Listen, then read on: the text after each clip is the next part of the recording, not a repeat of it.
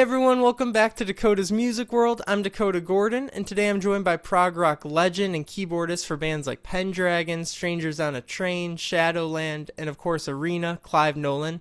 Clive, it's great to have you on. Thank you so much for taking the time to speak with me. No, thank you for having me on.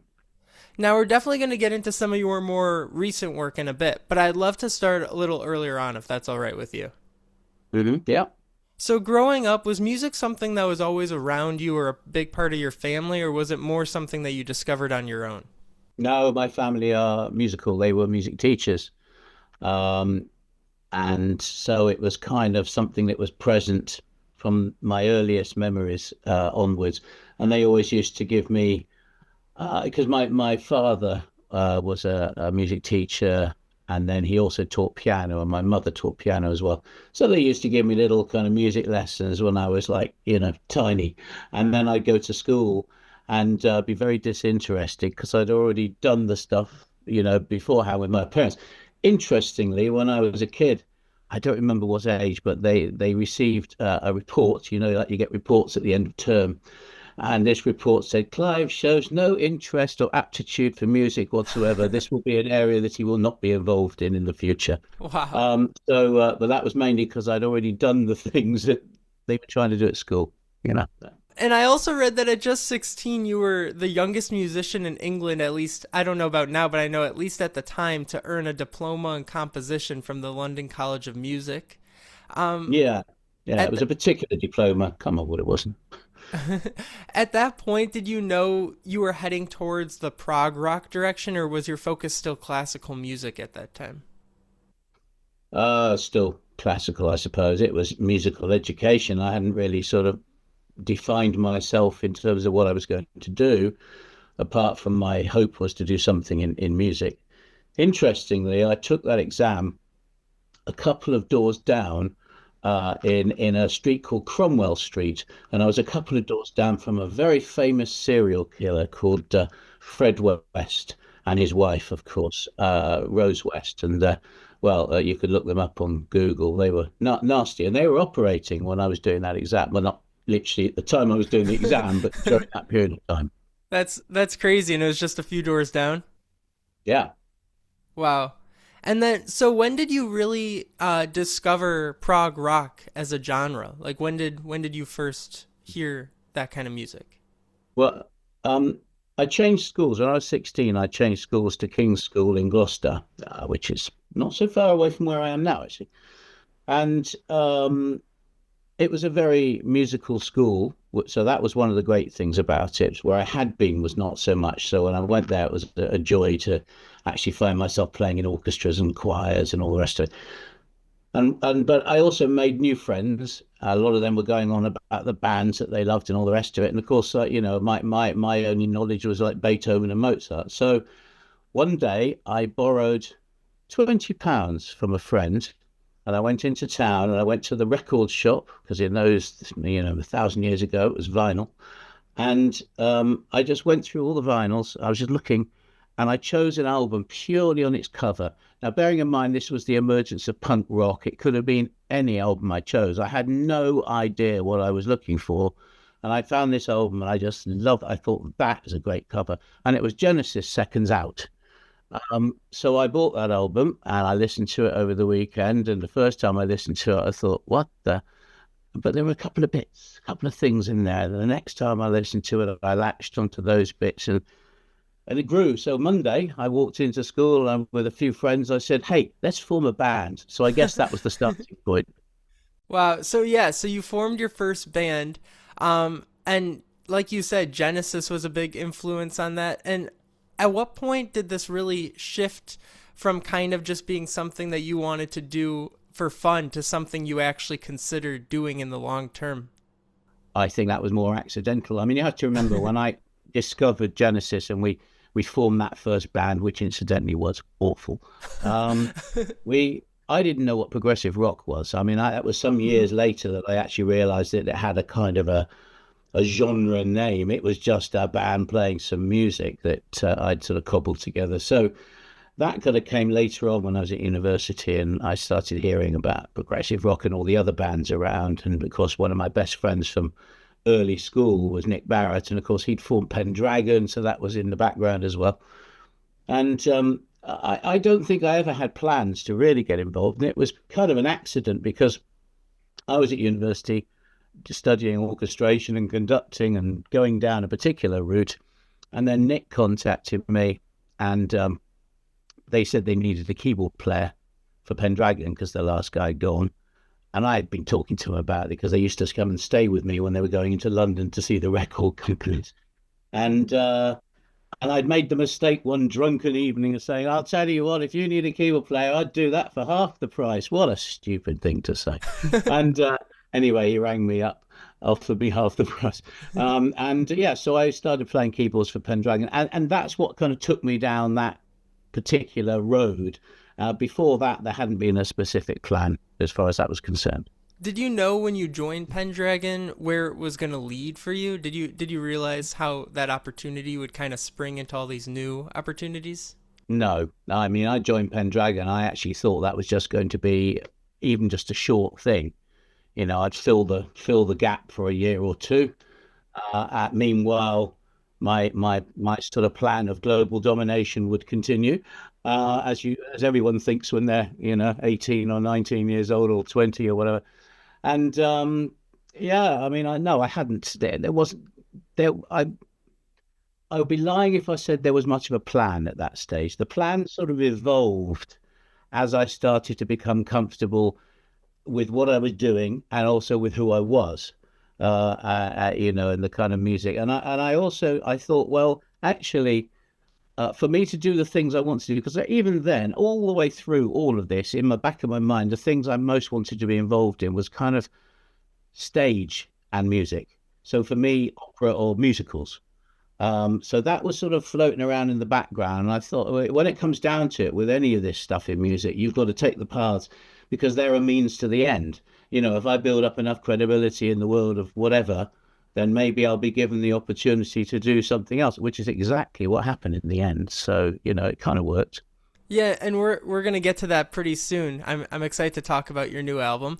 But after Pendragon, you started your own band, kind of, right? Shadowland? Yeah, I mean, Shadowland sort of was emerging even before I joined Pendragon, if I remember rightly. It was sort of it's all a bit cloudy as in exactly what came first, but basically I put together a band that was called something completely different, and then it kind of developed, and eventually I thought, because I'd sort of really gone off working with musicians for a while, so I was very much into the sequencers, drum machines, and we had a thing called The Cast. That was the name of the band, and that was just three of us, a guitarist, myself, and a girl singer. And then gradually I went backwards the other way and thought, actually, no, it'd be great to have a drummer and a bassist and what have you. So I sort of moved back that way, by which time the other guys in the cast had all moved on to do their own thing. And Shadowland sort of came out of a record deal in France initially, where I got a single deal to do a song. And then so Shadowland existed as a sort of an entity, and then SI Music came along in Holland, and then we actually made an album in the name of Shadowland. That was all very much at the same kind of time as I was just sort of getting used to being in Pendragon as well. So it's early days. Yeah. What was different about being in Shadowland to you? Because it seems like you kind of had maybe more control in Shadowland than you did at first in Pendragon. Oh, it's always the case. I mean, Pendragon is very much Nick Barrett's band. I mean, he has co-written stuff in the early days with other people, but mainly he's the writer. My role in Pendragon is to turn what he does into something that works live for keyboards and just be a part of the spirit and the drive that goes into a band. That's a very important thing to do. Whereas in the other things that I'm involved with, usually I'm either the sole or a part writer. So with Shadowland, I was the writer initially. I mean, I did a couple of co-writes with some of the members, but mostly it was me. I like it. I mean, I'm at my happiest sitting in this chair now, wherever I happen to be at the time. But this is my sort of writing studio, and sitting here on my own creating stuff is kind of my sort of favorite place to be, really. So that was the case with Shadowland. I mean, it gave me a chance to explore and to really start, I think, start developing the craft of songwriting. Because I mean, the first band that we formed when I walked in after listening to the Genesis album, which is called Sleepwalker. I mean, honestly, they were appalling. But you've got to make your mistakes. You've got to learn how to do this stuff.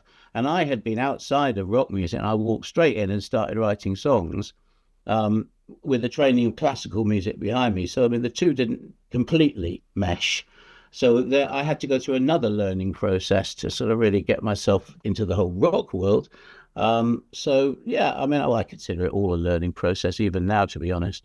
Yeah, and then in 1995, you co-founded Arena with Mick Pointer from Marillion, of course. Mhm. And Yeah. this band is probably one of the essential neo-prog bands of that era, I'd say.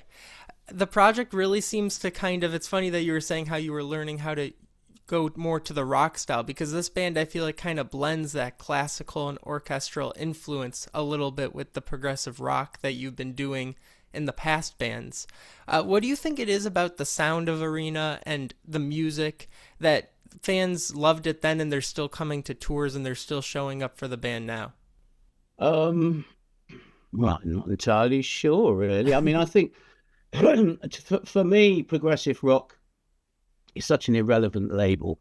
That to me, there are two types of progressive rock. It's certainly in the experience of what I've been seeing. There's the kind of performance based, and then there's the song based. And the performance based is all about the sort of the brilliance of the musicians, if you like. The song based is more about the songs.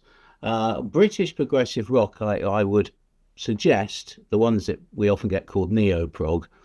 I always think that's more of an insult from the Americans than it is an accolade, to be honest. But I think it's more usually song-based. And that doesn't mean to say that we can't play our instruments, and it doesn't mean to say that it doesn't have instrumental brilliance in it. But the drive is the song. I would argue, and I may be alone on this, but nevertheless, that there's the other side, the virtuosic progressive rock, which is not about the spirit of the song as it is about the brilliance of the performer. And both of those come under the same umbrella. But for me, very much it's about the songwriting of the songs, which is why I branched beyond prog rock into sort of other areas, because, again, it's about the song. Yeah, and you can definitely hear in all of your compositions, they're all very intricate and they're definitely well thought out. There's nothing in any of your music that shouldn't be there, really. Well, that's an interesting point, because I think that's one of the things you do have to learn. I mean, you can sort of sense with a lot of bands. I believe there's a difference between composing a piece and jamming it. Now, I'm not saying there's anything wrong with either, but very often you'll hear a band and they found this great chord progression, you 4 chords, 8 chords, whatever, and they'll go round and round and round and squeeze the life out of the thing. And sometimes there'll be too much repetition. Sometimes everything will be far too drawn out. It shouldn't. The trouble with progressive rock is people tend to often give it a tick if it's more than 20 minutes long. I don't think that should be a reason to like something. It just means it could be long and boring, who knows? But the fact of the matter is that I think conciseness is important. Now, it might still be that it will take you 20 minutes to say what you need to say, musically, lyrically, narratively. But it might take you 2 minutes. And if it takes you 2 minutes, you shouldn't be scared to do it in 2 minutes either, because, oh no, it's not prog. Well, yes, it is. It's music, you know. Anyway, that's it. As I say, I might be alone, but that's my opinion. No, I agree with that. Kind of knowing when you're just repeating stuff and when you're actually saying Knowing something. when to shut up is a Hmm. good time to do it. And also learning that silence is just a valuable part of music as well as noise. Those moments where things really kind of close down or even stop for a moment is, I think, are really valuable moments in music that add to the drama of what you're doing. And people often forget that, I think. No, I agree. And also, I want to talk about some work you did that I don't think it spoke about enough, but it was the album Jabberwocky that you did with Oliver Wakeman, who's, of course, the son of the iconic Rick Wakeman. Given that Rick was an artist that was such a big influence on you, what was it like to collaborate with his son Oliver on a project? Um, well, great, because Oliver is his own person and does Hmm. his own thing. I mean, you can certainly hear the Wakeman thing in his music and in his playing style, but that's hardly a surprise. Um, I'll be honest, it's funny. You kind of forget. Well, I forgot about the Wakeman thing quite quickly. Yes, Oliver, great, son of Rick Wakeman. Wow, that's fantastic. And probably in the first couple of conversations, it was, well, what did your dad do when da da da? But that sort of goes out the Hmm. window as you gradually work together and you're working on a project, and it was sort of became irrelevant. Although, funnily enough, in the Jabberwocky, of course, it was Rick that did the narration. Hmm. Hmm. So he's actually on the album. Yeah, I mean, it's we did what we do, and it was good fun. We did two albums, um, and we sort of work out the storyline, and then it's almost like split it up. Oh, I wouldn't mind doing that song, and you do that, and we sort of go away and produce stuff and come back together again, and yeah, work very well. How did that duo come together? How did you guys kind of meet? It was Oliver turned up at a radio station that Mick was doing an interview for, Mick Pointer. And so he met Mick, and then I think it was Mick that joined us up after that. Oh wow. um, Now I want to talk a little bit about some of your newer work. Your newest project, The Mortal Light. It's the third part of your Alchemy series, which, for people who don't know, it follows the adventures of Professor King in a musical format, and it's such a great piece of work. I had the chance to listen to the whole thing the other day. It's a 4 CD set along with booklets with some amazing artwork in it. And it's just such an incredible story. It's really captivating and it's engaging throughout. What I found was so amazing about it is that it has very little spoken dialogue. It's almost, I would say 95% of it is driven almost entirely through singing, and you can still so clearly tell what's going on in the story, and it's still so captivating to the audience. When you're doing something this large in scope, what did the writing process look like for you? Like, how did you bring all these elements together and all these people together to form this one piece? Well, I think the musicals have been a sort of a development of their own. I mean, going back a little bit, when I first decided I wanted to do She, the musical, which was a book based on a Victorian writer, Rider Haggard, and I contacted a record label. I had at that stage built up enough of a reputation that they turned around and said, "All right, why not?" This is what I was saying. I managed to get, a means to an end. And I think when I did that album, they were still thinking, well, it's kind of a progressive rock musical. It's a concept album with a few extra, you know. And it was almost, I felt a little bit when I produced that album that there were people in the background just saying, well, let him get it out of his system. Just, he'll be better once he's done this. But of course, to me, it was opening a door to what I wanted to do, probably more than anything else. And The Mortal Light, well, it's the third one of the Alchemy series, as you say. So after She, I wanted to write another musical, and I thought, oh, okay, well, I mean, I was lucky. I found the She album. That wasn't too difficult. So I started looking at all these sort of classic literature and thinking, oh, that'll make a great musical. And then I'd look it up because by that stage I was much more aware of what was going on in the internet and everything. So I looked it up, and it sort of said, the Bible, the musical, and whatever, and I realized that I'd been very lucky with She, Mm-hmm. that there hadn't been sort of fairly substantial musical done already. So that was lucky. But all the other ideas I had were already existing in some format as a musical. So in the end, I thought, well, there's only one way around it. I just write my own story. So that's how Alchemy turned up. I decided I just kind of almost wrote a list to start with. I thought, well, what would I like to see on stage in a musical? What would be fun? And I started just writing randomly, a churchyard scene, a chase, I don't know, a multiple voice, this, that, and the other. And then I started thinking, well, what kind of characters would you like? And I was always a fan of, in my childhood, it was like Doctor Who or Indiana Jones, or there's another guy called Professor Challenger. The Sherlock Holmes author wrote about going to the Lost World and discovering dinosaurs and all this stuff. They're all very similar in a way. They have a team, they have skills, but very often the story just kind of happens around them, and they're the glue by which we follow the story. a lot of people will say if you watch, for example, the first Indiana Jones film, that he has no influence on the story whatsoever. It just takes it that he's on the wave of the story. Um, but in a way, that's kind of what I was looking for. And then I thought, all right, well, then obviously when you have a guy like this and his team, there should be some romantic interest. And then on top of that, you've got to have your baddie. And I wanted these things to be kind of Victorian, and I wanted them to be steampunk as well. So slightly unrealistic historically, but sort of historical, if for a better way of putting it.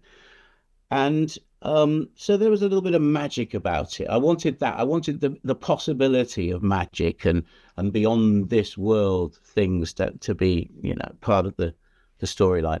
So even when I came up with Alchemy, my mind was already going far beyond that. I didn't create a room or a house or a street or a town. I created a universe. I don't mean that in a godlike fashion. I just mean there was room to go anywhere or do anything. So Alchemy happened, King's Ransom happened, and of course now the Mortal Light, bringing all the people together. I think that's just been kind of lucky. I know a lot of musicians, a lot of singers, and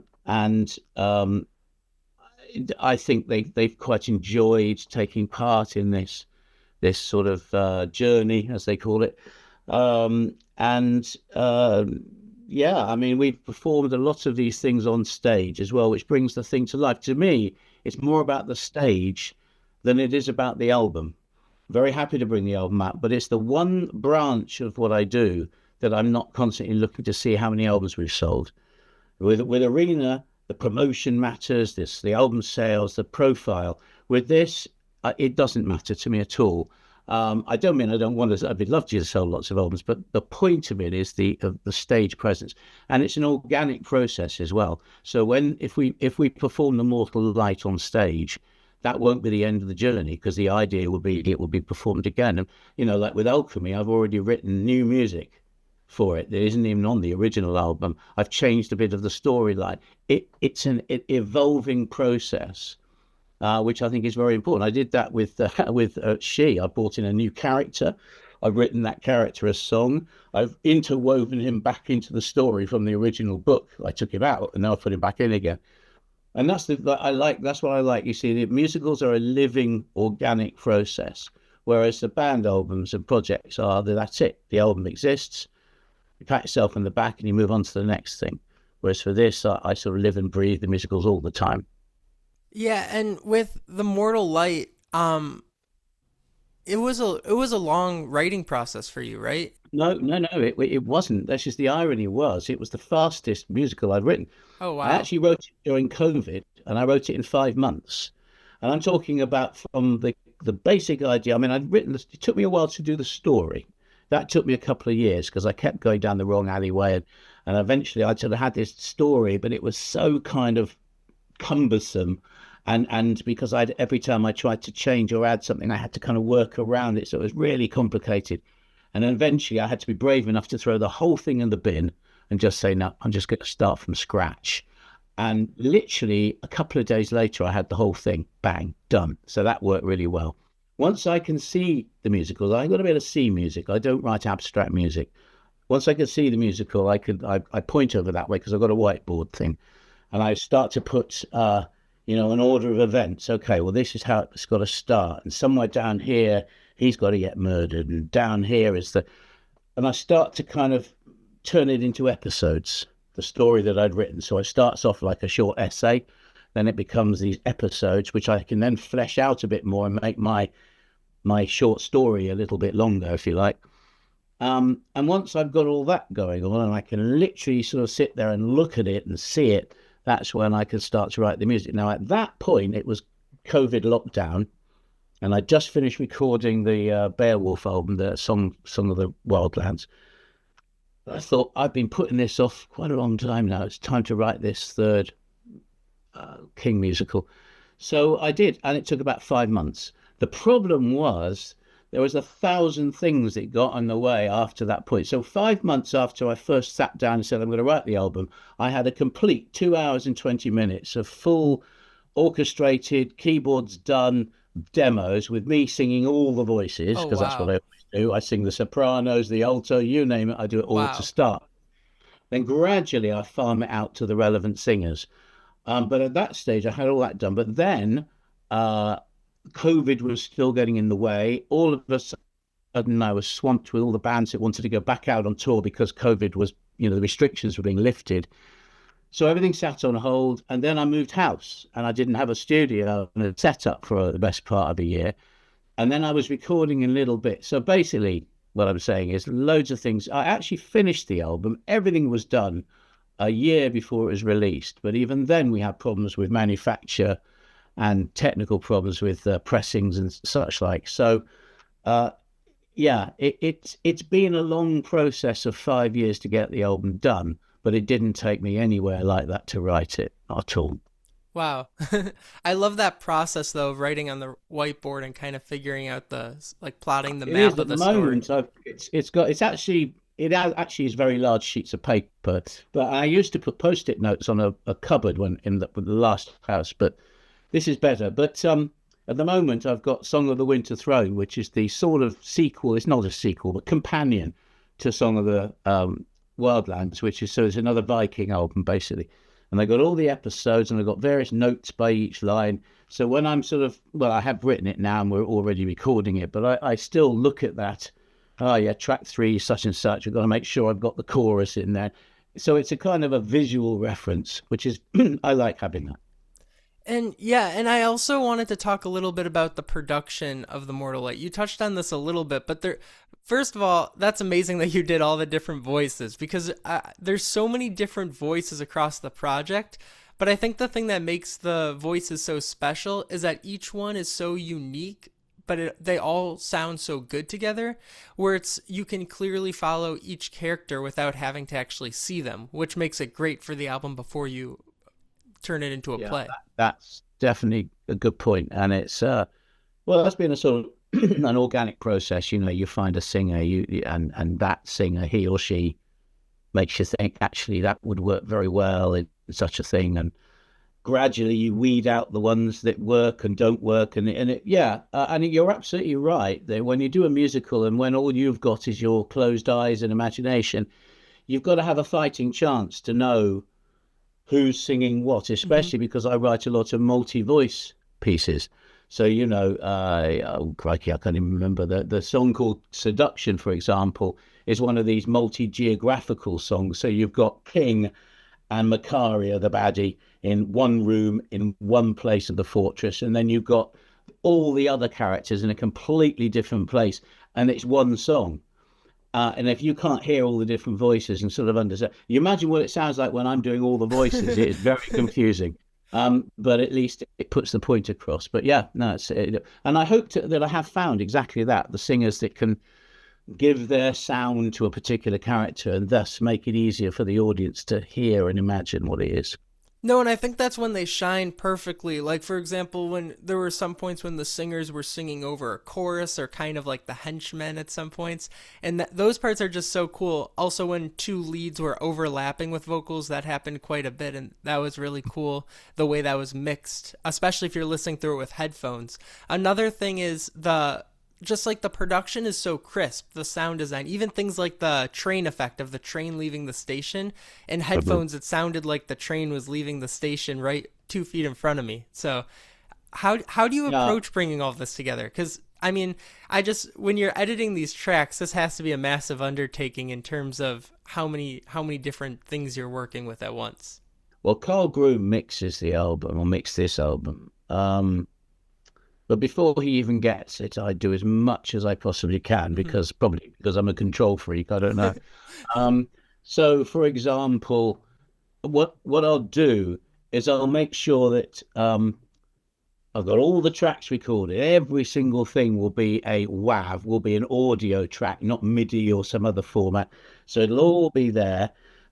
Violin one, violin two, viola, every single thing separately. This is my sort of end of process. But in fact, I'm doing that right now. I've just done it for this album for Carl. So all those tracks, but like the train, I will make, I'm looking around sound effects and I'm trying to find exactly the right thing I'm looking for. It's got to be positioned correctly. It's got to do the noises at the right point so it doesn't obscure voices. So I do a lot of forensic work with stuff like that. And I'm very conscious that you've got to choose your sound effects. It's a bit like Ennio Morricone when he, well, it's actually not Ennio Morricone, it's Sergio Leone, when he used to direct the spaghetti westerns. He'd be very careful to choose all the right, say, someone striking a match. You wouldn't hear all the other sounds it might be going on at the time. It will be very much about choosing the moments that will spark the imagination. So again, I choose moments where I'll use sound effects because I think they're important to just add that extra something, like the train. And by the time Carl gets it, he'll get all the tracks. He'll get them in a very, very roughly mixed version from me because he gets the whole session, but he'll also get a demo version from me. And that helps him to understand what it is I'm trying to put across. So, for example, I don't know if there was perhaps if the train was very important, then in my mix, it would be very loud in the mix so that he'd know that there's no point sinking it down because I'm going to want it higher again. So it's a lot of detail goes into it before it ever gets to Carl, who mixes it, and then he has to do his whole thing as well. I like that part that you said spark the imagination too, because I think not only the sound effects, but you're playing in the orchestra playing on the album. It creates the mood for each song so well. Like there were some parts that were supposed to be kind of spooky, and I could hear that you were adding like a more kind of Halloween sounding organ in there. And that was just like those little details that are so faint in the mix, but it's just so cool to see when it's all put together. Yeah, and I think as well with this album, more than the other two musicals, I allowed myself to well, I don't know what the word is, to put little tributes into the musicals and music songs that I like. So there's quite a few, it's a little sort of, not Easter eggs isn't the right word, but references throughout the musical to things that really, as it has appealed to me, whether it's some kind of storyline in a film or a musical moment in a musical. And there's a lot of little references in there, which I really enjoyed sort of putting in. They'll pass by most people and it won't really make any difference, but they are there. So, yeah, it's good. Was there kind of a favorite reference that you put in at all? Yes. Well, one of them. I'll give you an example. Mm-hmm. Okay. Now, I've mentioned the Indiana Jones film. So in the third Indiana Jones film, which is the one with Sean Connery. Mm-hmm. The Last Crusade. Do you know the film? Yeah, The Last Crusade. So he gets the Holy Grail. Mm-hmm. And he's been warned, do not take it across the seal of the sort of exit. And the Nazi lady gets hold of it and she starts saying, we can take this, we can make money. And she's gradually walking backwards. And of course, he crosses the seal and then the whole place starts to collapse and there's absolute chaos. There's, soldiers running to try and survive. And there's all the rocks coming down and dust and smoke. And she falls. And if I don't know if you remember, but the Grail gets stuck on a ledge in this chasm. And then Indiana tries to save her. But she goes, but he's grabbed the Grail, but he's hanging on by a fingernail because his dad grabs his hand. And he says, I can get it. And that's right, he's trying to reach the thing. I can get it. And it's all the chaos go. And then suddenly Sean Connery just says, Indiana. And the way that Spielberg's done that is everything closes down. Everything closes down. Everything focuses on his voice. And all that crazy sound effects, all the stuff gone. And it's this moment of total focus. And to me, it's a magical moment in the movie because it's kind of just, it's sort of special. So I wanted to do something like that. So if you listen to The Awful Light, you've got all that chaos going on near the end and they try to blow up the fortress and all the rest of it. And King says, I'm going to have to stay because we haven't got a long enough fuse or whatever. And then Andy Sears' character, Jagman, says, he's trying to say, I'll stay behind and all the rest of it. And he basically does that thing where he just says his name, the king's name, and Samuel. So he just says, Samuel. And then I made all the music close in, very quiet again. And he sings this 2-minute piano and voice song, well, for me, that's the kind of a shadowing of what I really liked about that in the movie. You have to kind of listen to it to understand what I'm talking about now, but That's one of my favorite movies, so that's really cool to know that was an influence off of that. it was. Yeah. And I don't want to give too much away, but it does feel like the end of the story leaves the door open for more. Is this series going to continue? Is there another sequel in the works? Depends how long I live, doesn't it, really? I'm never a believer in closing doors. I know nowadays that's quite the thing to do in movie franchises and TV series, kill off all the main characters, make sure there's no way they can come. I've never been like that. I always quite enjoy the and the adventure continues, even if the adventure isn't explained. I like that idea. So for me, there was never going to be a total closing of any doors at the end of this musical, as indeed there isn't. And in fact, more to the point, there are one or two gestures and things at the end there which very much suggest that more could come. I think probably the only limit to the Alchemy series is probably my own lifespan. I think, I would go on doing those. But the only thing is that to write a musical it's a big job. Mm-hmm. I was lucky with that 5 months. The reason it was so fast, well, I think 5 months is relatively fast to write a complete 2-hour, 20-minute musical. But I had nothing else to do. We were locked down. I had nothing else. No one interrupting me. No phone calls. No jobs. No anything. That moment won't. Well, hopefully, in a way, won't arrive again. So that's the only problem. It will be a much bigger job to write another one. But I am thinking about some ideas. So who knows? Well, I hope we get to see another one because this one was really great, and I definitely see how another one could come after that. I also want to talk about some upcoming shows that you have going on. You have some shows in Europe with Arena and Pendragon coming up, I think, closer to the summers when they're kind of all happening at once. What are you most looking forward to about these runs of shows? Well, it's quite a busy time. It's after late summer. It's the latter part of the year. I've got Pendragon, I've got Arena, and Imaginarium as well. Those three are out there at various points. Well, I mean, playing gigs. I'll be honest, the travel nowadays I'm not that keen on, but the actual event, meeting people, seeing a reaction, being on stage, and kind of just getting that live experience is the best bit.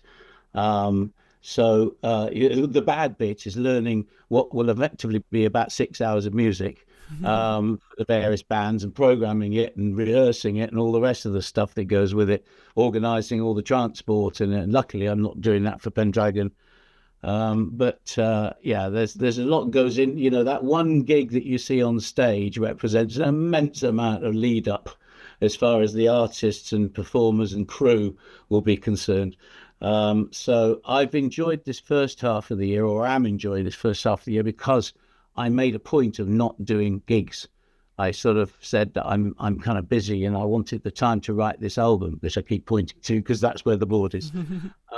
And so I've had that, and I've written the album, and we're recording it at the moment. I think a single, for want of a better way of calling it, will be coming out from this album in next month. A teaser, I think, probably. And hopefully the album will be available later in the year to coincide with the show that we're going to do at the Mead Hall, because about 100 meters away from here, I built a Viking Mead Hall. Oh, wow. Viking meeting place, and we use it for musical events. I figured it's time that people started traveling to me more than me traveling to them. Yeah. So, and we've done 4 events so far. We've got a prog rock weekend coming up in May. That's the next one, and they always have themes. So this one's going to be alien invasion. So we're literally going to build a flying saucer partly embedded in the ground. And then later in the year, although it's not been advertised yet, but there's going to be another weekend which will involve a performance of Song of the Wildlands and this new one, Song of the Winter Throne, as well as various other things. So that should be a lot of fun. The Mead Hall events take up a lot of time. The good thing is at least I don't have to travel for those. Well, we can be excited to hear some new music then. The last thing I want to ask is, will the Mortal Light be performed live in a theater possibly at some point, do you think? Well, I'm hoping we're going to perform the Mortal Light here at the Mead Hall. That'll be It cool. has a stage. It's small, it's tight, but it's mine. So therefore, it's possible to do it Hmm. with minimal expenses as far as that side of it's concerned. And we've been talking about it. It's a big deal. We did She, that was put on there, and it worked really well. So I'm thinking, well, let's have a go, see if we could do the Mortal Light. But my natural cowardice is making me put it off a little bit. But maybe the second event we do next year might be it. I haven't really completely decided, but yeah, I hope so. Yes. Yeah, I hope so too.